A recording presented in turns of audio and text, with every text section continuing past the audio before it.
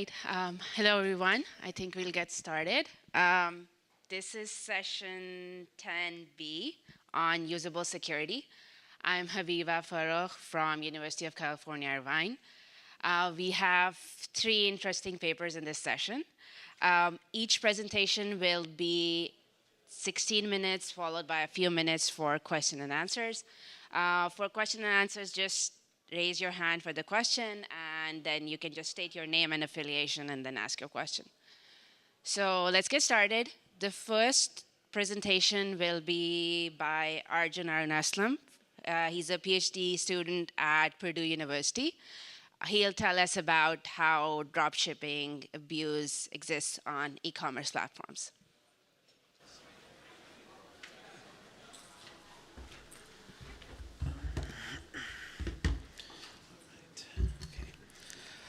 Hello, everyone. Thank you very much for attending this talk. So I'm thrilled to be sharing work done in collaboration with Andrew Chu, Bosnum Mozgur Osman, Professor Habiba Farooq, and Professor Berke Çelik. So today I'll be presenting our paper titled The Dark Side of E-Commerce, Dropshipping Abuse as a Business Model, where we shed light on a seller exploitation within e-commerce platforms. So I don't think this is working. Okay. So e-commerce is a massive industry with global sales having reached over $6 trillion in the past year. Now, buyers, who are in other words end user customers like you and me, purchase and consume goods from diverse e-commerce platforms. Now, these could be platforms with a global presence like Amazon and eBay, or even platforms serving local markets like AliExpress or Flipkart. So sellers who market their products on these platforms have a low barrier of entry, especially when compared to traditional brick and mortar stores. They don't need a physical shop. All they need is the ability to source items to sell and ship these items. Now, this brings us to an established business model that commonly occurs on e-commerce platforms, dropshipping. Now, this model has gained significant popularity in the past few years, and in the last year, revenue generated is estimated to have exceeded over $200 billion. Now, how does a dropshipper set up a business? First, they decide on a source vendor, where they will source the items they sell. They then establish a formal agreement with that source vendor. Here, criteria such as revenue, sharing, and cost per item is decided. They then establish an online e-commerce presence. This could be via a storefront such as Amazon, or even by setting up their own website to facilitate sale of their items. When a customer sees this storefront and places an order, the dropshipper forwards this order information to the source vendor. The source vendor then proceeds to ship the order to the customer. Here we note, Here we note that, as demonstrated on the shipping package, information of the source vendor is not available to the customer. The customer only sees the dropshipper information. So, as previously mentioned, this is a very significant e-commerce business model. There's a lower barrier of entry compared to even traditional e-commerce, because you don't need to keep stocks, you don't require a physical warehouse. So in this paper, we deemed dropshippers who establish agreements and abide by these terms of agreements as compliant. Now, inspired by this dropshipping business model, a new exploitative seller has emerged, the abusive dropshipper. The abusive dropshippers, instead of looking for source vendors, looks for private sellers on a source platform. Now, they don't make an agreement with said seller, and they just set up an online storefront of their liking. So when a customer places an order on the abusive dropshipper's storefront, the abusive dropshipper then places the order with the customer's address on the private seller's storefront, and the private seller then begins to ship the order to the customer. The abusive dropshipper's information is not on the packaging. Okay. Now, we analyzed over 20 terms of service and guidelines of e-commerce platforms, and note that abusive dropshipping violates platform code of conduct, especially in regards to agreement with suppliers or shipping and packaging requirements. So what we do know is that these sellers are exploited. But how do abusive dropshippers operate? How are these sellers harmed? Now, given that abusive dropshipping has not been explored by prior works on e-commerce fraud, we were motivated by these questions to investigate abusive dropshipping in further detail. So our investigation focuses on the following three goals, or research questions. We aim to understand abusive dropshipping methods, what tools are used to carry out these methods, and how do these operations harm e-commerce stakeholders. So, grounded by these research questions, we proceed with a mixed methods approach to answer them. We first curate a list of seed keywords related to abusive dropshipping. These keywords are used to search the web for abusive dropshipping content. Particularly, we focused on online content used by abusive dropshippers. So this discovery converged to three main data sources: forum threads, primarily where abusive dropshippers discuss amongst themselves; instructional material. Now this refers to guides and online courses such as videos used by abusive dropshippers as informational resources; and finally, software tools. Now this refers both benign and abusive web extensions and web apps commonly abused by this community. So overall, we collected over 1,000 forum threads spanning across 7 international e-commerce forums, 4 collections of instructional material and guides, and 12 benign softwares and 1 malicious software tool used on widespread. So for forum threads and instructional material, we inductively code to qualitatively analyze this data. For software tools, we read documentation and also analyze its flow of operation. Now, after completing said analysis, and despite valuable information we got within these data sources, we were still unclear on the impact of abusive dropshipping on e-commerce stakeholders. So we were able to answer RQ1 and RQ2, but not so much RQ3. Now to solve this, we follow data source triangulation guidelines in qualitative research to introduce another data source. We conduct semi-structured interviews with having recruited 6 participants via open recruitment and snowball sampling, 4 experienced e-commerce sellers, and 2 legal consultants to sellers affected by abusive dropshipping. We inductively analyze resulting interview transcripts. So the data collection methods we employ provide us with a rich resource of valuable information. We discovered that abusive dropshippers partake in a complex underground ecosystem facilitated by community discussion and shared information. Now, they carefully strategize and collaborate to target specific sellers. They then use a combination of benign software and other deceptive practices such as for document forgery to ensure operation longevity. Now, we discover how their activities lead to a widespread harm on stakeholders for reasons such as delay or reputation damage. Now, we also frame how they strategize across different marketplaces, leading them to be marked by a set of identifiable characteristics. Now, we present the entirety of this ecosystem in our full paper, which we encourage you all to read. But for the purpose of this presentation, we'll be focusing on 3 specific parts within the ecosystem. So let's first take a look at how abusive dropshippers exploitatively select items. Now, we find that they seek different types of items when they decide to sell. Primarily, they seek 2 main types of items: gap items or non-risky items. So gap items could be exclusive items or profit competitive items. Exclusive items refers to items available on a target platform, unavailable on a target platform, but available on the source platform. Profit competitive, on the other hand, refers to items available on the target platform for a lot more than it is available on the source platform. For non-risky items, they avoid trademarked items, so known brands, but they also avoid known complainers, sellers of items that the community has established to be too risky and may solicit complaints and unwanted attention. Right. So now we know what abusive dropshippers want, but how exactly do they find these items? So we find strong evidence that this abusive community conduct collaborative product research amongst themselves, especially on forums. Now here, dropshippers share group compiled list of ideal products, often shared via data dumps on websites such as paste.bin. Now these lists could comprise anything from brands or sellers known not to be known complainers, allow lists essentially, or profitable items. Now take the following entry of a shared list from a discovered data dump. Here the price on the source platform of a Bluetooth adapter is $26 from Amazon Mexico, being sold at a price of $46 in Amazon US, a whopping 77% increase, an unfair price hike. And just to note, this data dump was shared within the community as example of profitable items. So it's important to note that this collaboration just doesn't stay there. It extends beyond just sharing lists. The abusive dropshipping community design and leverage software for exploitative purposes. Now, take the example flow of an abusive web extension in our data collection that we scraped.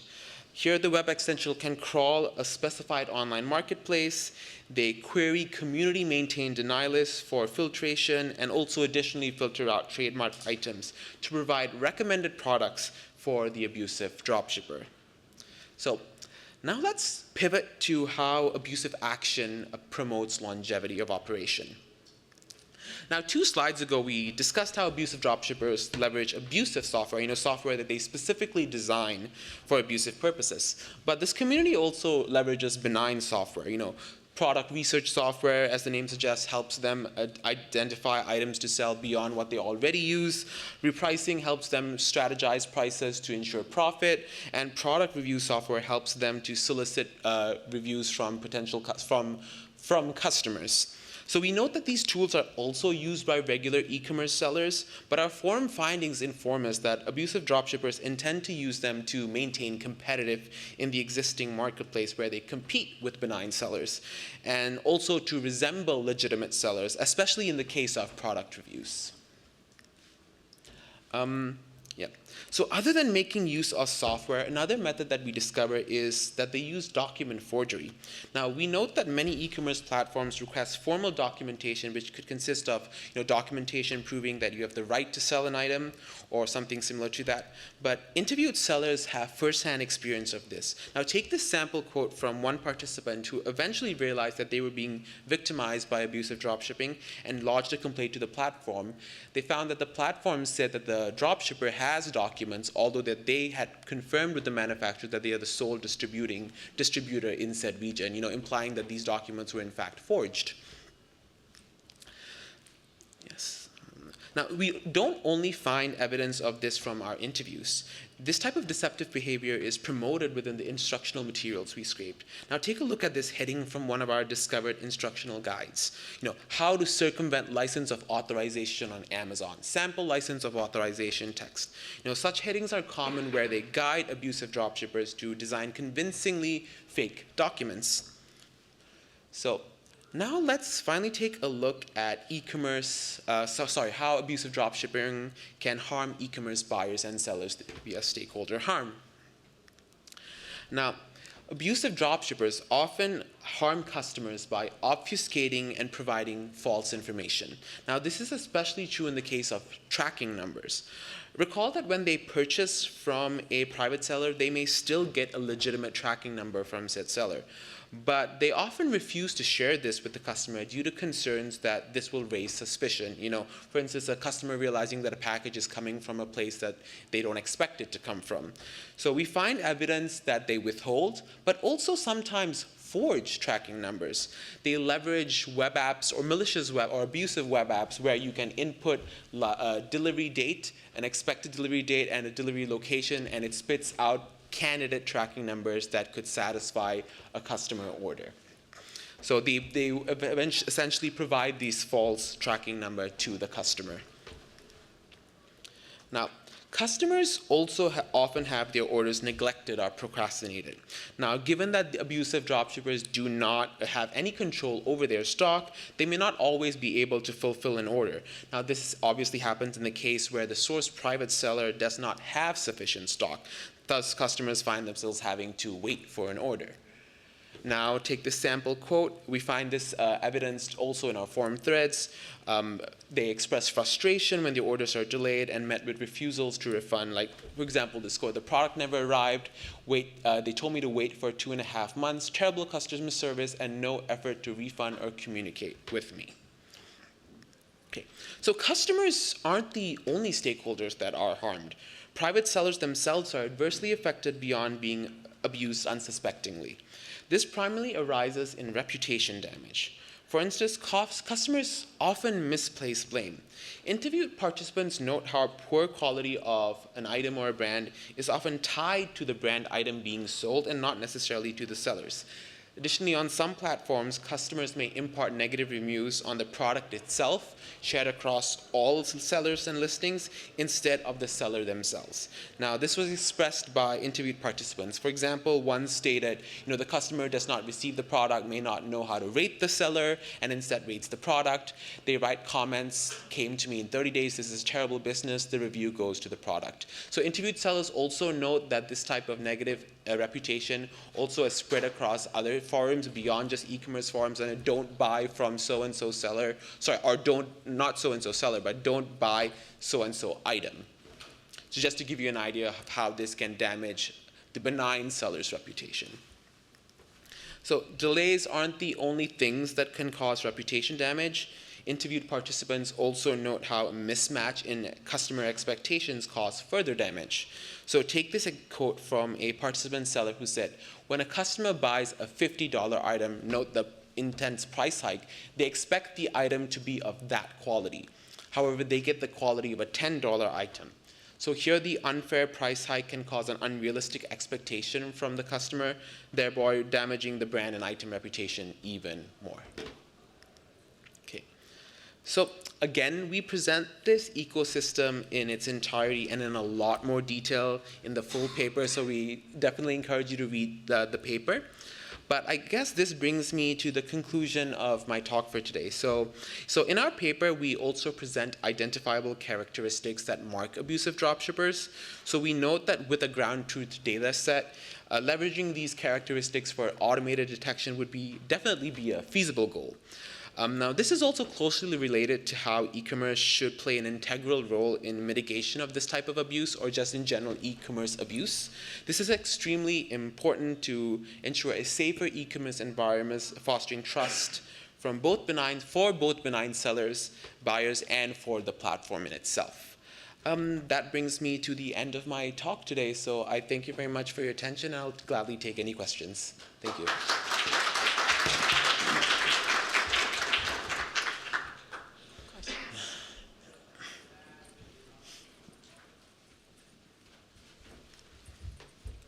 Thanks for the talk.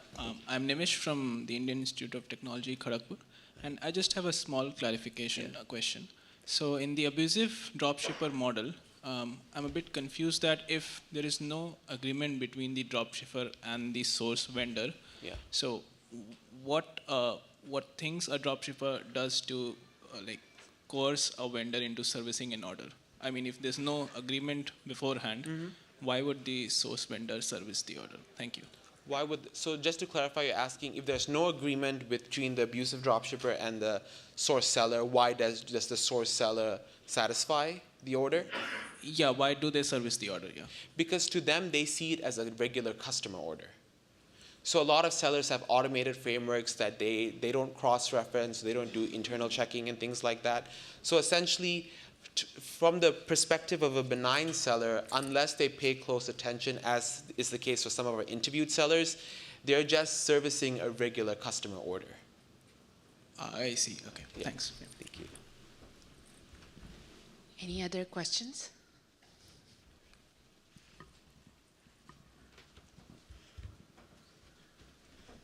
Hi there, Eric Pauly, Wisconsin-Madison. Thanks for the great talk. I was curious about the distinction between abusive dropshipping and sort of dropshipping generally. Is the assumption here that all dropshipping is abusive, or is there the potential for dropshipping that, say, could actually benefit consumers in the form of lower prices? So no, not all dropshipping is abusive. I don't know. I could clarify the second part of your question, but to clarify, let me go back to this slide. So dropshipping is an allowed model on most e-commerce platforms as long as you have, it's too many slides ago, but as long as you have a formal agreement between your source supplier or your source vendor and the seller. So the storefront and the supplier has a formal agreement. So where that becomes abusive is when you don't have an agreement and you exploit the seller. I don't know if, can you repeat the second part of your question on the lowering prices? Yeah, I guess the question comes down to, you know, even if these dropshipping arrangements, say, violate marketplace terms of service, if they end up benefiting the end user, right? I mean, this ends up similar to things like international SKUs of, you know, movies and VHSs and even cell phones that end up getting imported, and they benefit end users in the form of lower prices, even though they violate things like terms of service. So to answer your question, there is a possibility that it could benefit users, especially if they're not available on a certain market and they get it for cheaper than it is on the market, you know, with profit competitive items. But as we go into detail in our paper, this is often there are many cases where it can harm the user, for example, delays, fake information, and also it harms the seller as well. But I understand your question. It's an interesting case because there could be some benefit, but overall there's a lot of harm. But Great. yeah, Thank you. thank you. I think we have time for one more question.